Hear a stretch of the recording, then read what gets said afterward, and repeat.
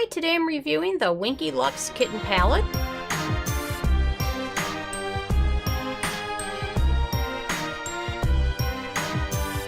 And really quick, I just want to say I purchased all these products with my own money, so you know you can trust my opinion is what I honestly believe. And if you want to help support the channel, click on the Amazon link below before you make your purchases. So this palette sells for $25. Winky Lux has been kind of an independent brand, and now it's being sold at a lot of bigger retailers, including Ulta, which kind of made me decide I need to get my hands on it. And it's a pretty unique palette in the fact that it comes with a variety of different finishes. It has 9 shades, but it has 4 different finishes, which I think are holographic, matte, shimmer, and then glitter. So the holographic color is right here. My only issue that I have with the palette is that you definitely will need a variety of brushes to use to apply it because of the variety of finishes. And the shimmery eyeshadows are typically easy to apply and pretty pigmented, but the matte shadows seem to be lacking a little bit. So let me just give you some swatches here.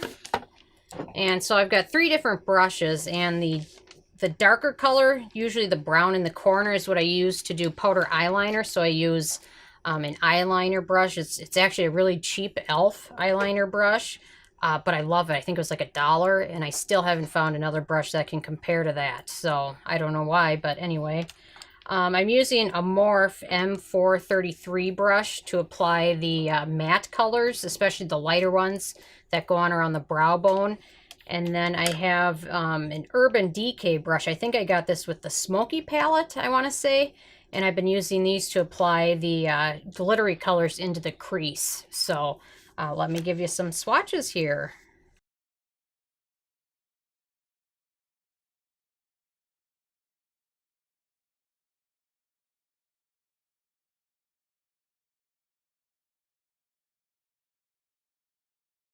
So you can see the matte colors seem to be pretty light. There's not a ton of pigment there, but then again, they're very light. So they're okay in my opinion for that. The holographic part is actually quite beautiful. I'm actually wearing the palette right now. And then the teal, which is a shimmery color, is very beautiful as well. The gold has a more metallic finish to it, which I absolutely love. I'm wearing a little bit of that as well. And then we've got kind of a berry and a wine and then a matte brown. And I'm wearing, I think the matte brown is what I'm wearing for the powder eyeliner today. With this palette, you absolutely have to use an eyeshadow primer. I've tried this now with and without an eyeshadow primer. You have to wear a primer because if you don't, within a couple hours, it'll almost all be gone. And even with a primer, I tested with a few different primers. And with all of those, they lasted probably about 8 hours. The primer definitely did help it last longer, but I'm not sure why that formula requires so much of a matte primer, but it really does. So definitely use that. And I typically don't have oily eyelids or anything like that. And actually, I really only started using an eyeshadow primer in the last maybe 3 years.